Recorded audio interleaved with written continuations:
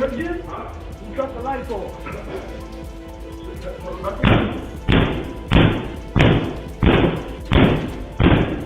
What started as a late-night studio incident quickly turned into a public showdown no one saw coming. Surveillance cameras captured Jim Jones forcing open a locked Bronx studio door, and less than 24 hours later, 50 Cent uploaded the footage along with a lease termination notice, claiming he now owns a building. But the part nobody expected was Jim's reaction to 50's online trolling after the video went viral. The footage that started everything was shared on February 20th, 2026, when 50 Cent posted surveillance video to Instagram. The clip was timestamped February 19th, the day before, and showed a man in a hallway repeatedly kicking a locked door, striking it with his foot and shoulder until it finally opened, and that man was Jim Jones. You're not supposed to. You heard Jim? Huh? He cut the lights off.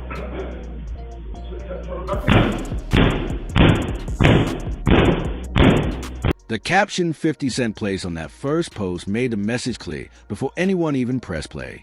The building shown in the video is the IFC Factory, short for Intellectual Factory of Content, located in the Bronx. It serves as a home base for the podcast Let's Rap About It, co-hosted by Jim Jones, Fabulous, Davies, and Mayo. This is where they record, film, and broadcast their content. It is not simply a rented space for Jones and the crew. This building is the entire operation. 50 Cent did not share just one camera angle. He posted several. The footage came from different security cameras covering the same hallway. He also included a lease termination notice addressed to Joseph Jones, Jim Jones's legal name, showing that tenancy of the premises had been ended. A 15-day default notice dated around January 5th, 2026, was mentioned as having expired on January 22nd. So by February 19th, the night Jones was seen on camera forcing that door open, the lease had already been over for nearly a month. Jones's reaction to the initial footage came quickly. He did not deny it and did not issue a formal statement. Instead, he shared a video of himself wearing the same outfit seen in the surveillance clip, the same dark clothing and boots, chopping with dramatic karate-style strikes while the movie The Last Dragon played on a large screen behind him. The caption quickly became the phrase of the moment. Kung Fu Jim is what many began calling him. Memes spread within the hour. The clip gathered millions of views across Instagram, YouTube, and X before the day ended. But to understand why this moment resonated the way it did, why it felt like the final line of a joke that had been building for months, you have to look back at where it began, because this was not a random confrontation. The footage did not appear without context. The tension between 50 Cent and the Let's Rap About It crew goes back to late 2025 when the podcast made remarks about 50 Cent's project, and he chose not to ignore it. The comment referring to 50 Cent's Netflix documentary as a mockumentary was the spark. Everything that followed, the leaked audio, the rent claims, the building purchase, and the surveillance footage, became the flames. By February 20th, 2026, it was playing out in front of the entire internet. The chain of events on that single day alone shows how intense this feud had become. First came the surveillance clips, then the lease notice. Hours later, 50 Cent shared a photo with a man identified as Sam, described as a building's owner, and stated he had partial ownership of the property. Sam is my partner. I own the place.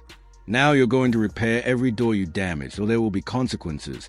Jimmy, by Monday, you're affecting my property. In one day, 50 Cent had shifted from posting uncomfortable footage to suggesting he was Jones's landlord. Jim Jones reacted by posting on his Instagram story, writing, "Give me a second. I'm trying to figure out what I should promote while I have the spotlight again." Two men, same footage, completely different responses. That contrast pushed the story across social media. It is what we are going to examine step by step, starting from the very beginning, the mockumentary comment. To understand the door footage, you have to understand what happened before it. The timeline goes back further than many people following the February 2026 post realized. It began with a Netflix documentary. In late 2025, 50 Cent released a documentary on Netflix. Since 50 Cent produced it, he promoted it heavily. During an episode of Let's Rap About It, Jim Jones and his co-host viewed it and then discussed it on air. They referred to it as a mockumentary. That term mockumentary carries weight. It does not simply mean bad. It suggests that what viewers are watching is not genuine journalism, that it is performance presented as investigation, that the entire project feels staged. 50 Cent heard the remark and did not answer with a diss track or media tour. He responded the way he often does, by focusing on business. He began sharing leaked audio said to be from a conversation with the IFC Factory's building owner, Sam, where back rent allegedly owed by the Let's Rap About It crew was discussed. The amounts mentioned range from $80,000 to $180,000, with some early posts pointing to figures as high as $250,000. The message 50 Cent appeared to be sending was direct and strategic. You want to question my work? Let's examine your finances. Let's discuss whether you can comfortably afford the space where those remarks are made. The financial claims became the leverage, and 50 Cent used it repeatedly. At one stage, he noted that Jones had reportedly wired around $200,000 to cover part of the arrears and reacted by sarcastically suggesting Jones might become a reliable tenant after all. While offering to assist in collecting more, he joked about purchasing the building himself to increase pressure on the crew.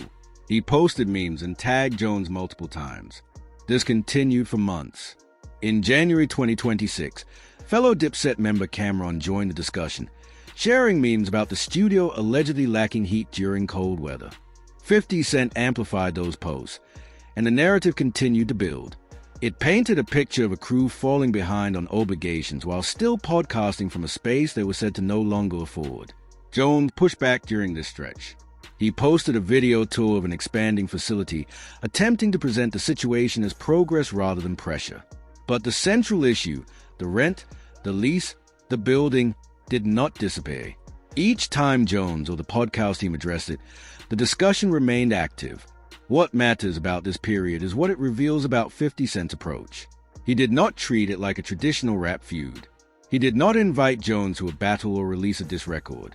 He reframed it as a landlord-tenant situation, and more specifically as a debate about responsibility. Every post focused on a single idea.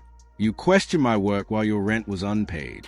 That framing was significant because it placed Jones in a tough position. If he reacted emotionally, it supported the storyline. If he stayed silent, 50 continued posting. There was no simple exit, only escalation or redirection. Then February 19th arrived.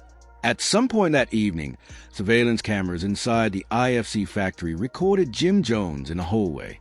The lease had ended weeks earlier. The door was secured, and instead of waiting, Jones was seen kicking and striking the door several times until it opened. Whatever his reason may have been, whether personal items were inside, equipment needed retrieval, or a recording was planned, the footage was there, and 50 Cent, who had been building toward this moment for months, acquired it the following day. The lease termination notice shared alongside the video referred to a 15-day default notice dated around January 5, 2026, with a cure period ending January 22nd. By February 19th, the tenancy had been officially terminated for nearly 4 weeks. The lockout, if that is what it was, did not happen suddenly. It was a culmination of a process that had been unfolding since at least the previous October. When 50 Cent posted those clips on February 20th, he was not simply sharing embarrassing footage. He was closing a chapter in a story he had been narrating publicly for months. Every post, every leaked audio clip, every camera meme had been building toward this image. Jim Jones in a hallway, kicking through a door at a studio he could no longer legally access. The question then became, what happened next, and who truly came out ahead? 50 Cent's move was calculated. The footage alone was damaging, but he did not stop there. Within hours of posting the surveillance clips on February 20th, he escalated the situation. He uploaded a second wave of content, not just showing what Jones had done, but declaring his own position in the story. He posted a photo standing beside the building's owner, identified as Sam, and captioned, "Sam is my partner. I own the joint. Now you're going to fix every door you kick or I'm going to kick you, Jimmy. By Monday, you're destroying my property." Let that settle. In a single afternoon, 50 Cent went from posting footage of his rival's embarrassing lockout to publicly claiming partial ownership of the building where it happened. The narrative had shifted from Jim Jones caught on camera to Jim Jones now answering to 50 Cent as his landlord. The construction of this move was precise. Reports indicate the podcast crew owed substantial back rent, estimated between $80,000 and $180,000, and had been in discussions with the landlord since at least October 2025. For months, 50 Cent had highlighted the situation, joking about purchasing the building, and now he was asserting that he had either done so or entered a partnership with the owner. Whether the ownership claim was legally formal remains unverified, and as of February 25, 2026, no official deeds or contracts have been publicly confirmed. The effect, however, was immediate and totally reframed the entire beef. This was no longer just two rappers exchanging jabs on social media. It had become a calculated business maneuver. 50 Cent had inserted himself into the property relationship, and now every time Jones attempted to access the studio, he was stepping into 50 Cent's domain. The ultimatum fix every door by Monday added a concrete timeline to the pressure. It gave the story a clock. Audiences now had a date to follow. Would Jones comply, respond, or would 50 Cent follow through? It also did something else: seat position Jones as a tenant receiving instruction from his adversary. The optics were deliberate. 50 Cent is highly skilled at creating public images that resonate, and the idea of Jim Jones answering to 50 Cent's business partner for property damage is a vivid, shareable image. 50 Cent has a well-documented history of leveraging public exposure and business strategies against rivals. This was not impulsive. The pattern: collect receipts, post strategically, apply business leverage, issue a public deadline is the same approach he has used in other conflicts. What made this instance unique was that the receipts were actual surveillance footage, the leverage was real co-ownership, and the public deadline was tied to tangible property damage. The caption on the original post also mattered. Damn, bro. This wouldn't happen if we was friends. Want to be friends? I don't know. Let's rap about it. LOL. It used the podcast's own name as a punchline. It is not overtly angry or threatening. It reads as casual, almost playful, which makes it hit even harder. The LOL signals that 50 Cent is unbothered, entertained, and that confidence, displayed so publicly, amplifies the power play. Hip-hop media outlets and personalities, including academics, covered the story extensively, some framing it as peak petty behavior, others highlighting the serious business implications of lease terminations and property damage. The clips were reposted across YouTube channels and Instagram accounts, reaching millions collectively. Views skyrocketed within hours. Sensational headlines emerged, including claims that Jones could face jail time for breaking in. Yet by February 25, 2026, no verified reports of criminal charges or lawsuits had surfaced. That distinction is critical. What 50 Cent executed was not legal action. It was not a lawsuit, not a public police report, not an injunction. It was a social media campaign carried out with the precision of a legal strategy. Every post built upon the previous one. The leaked audio established that. The camera on memes reinforced a narrative of financial struggle. The footage provided visual proof of a locked-out tenant. The ownership photo flipped the power dynamic entirely, and the deadline added urgency. What 50 Cent crafted over the course of that single day, February 20th, 2026, was a complete narrative. Here is proof Jones cannot pay. Here is proof of the lease termination. Here is proof Jones broken regardless. Here is evidence I am now his landlord. And here is a deadline to comply. It was as much a media strategy as it was beef, and it succeeded because the internet was watching every step. The only question remaining was how Jim Jones would respond, and his reaction did something 50 Cent's entire plan could not anticipate. It made Jones look like he was having fun. Kung Fu Jim and the free promo play. By the afternoon of February 20th, 2026, Jim Jones was trending. The surveillance footage circulated everywhere. The lease termination notice displayed his legal name. 50 Cent had announced to millions that he was now connected to the building Jones had been locked out of. Most people would go quiet, call a lawyer, or post an angry caption. Jones posted a Kung Fu video.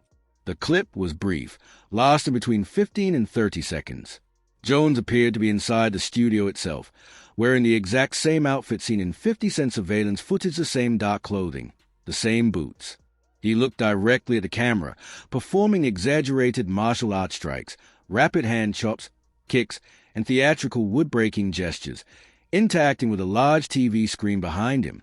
On the screen played the 1985 martial arts comedy The Last Dragon, starring Thyak, a cult classic in hip-hop culture celebrated for its mix of kung fu action and Black American identity. The choice was deliberate. It tied the Kung Fu Gym theme to something culturally significant and nostalgic, transforming a potentially embarrassing moment into a reference audiences could enjoy. The caption read, "Kung Fu Gym is what they call him. I need you good movie to watch on this big screen."